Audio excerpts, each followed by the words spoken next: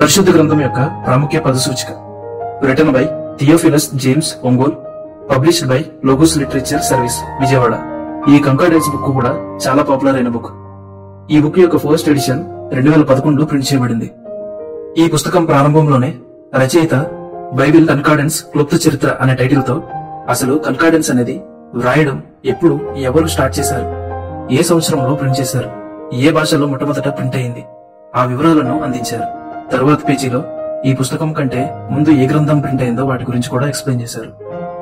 తర్వాత ఉపోద్ఘాతం అనే శీర్షికలో ఈ గ్రంథం రాయడానికి కారణాలను, తర్వాత ఎలా వ్రాసారో వాటిని, దాని చరిత్రను వివరించారు. దీనిలో ముఖ్యంగా ఉన్న టాపిక్ ఈ పుస్తకమును ఉపయోగించే విధానం.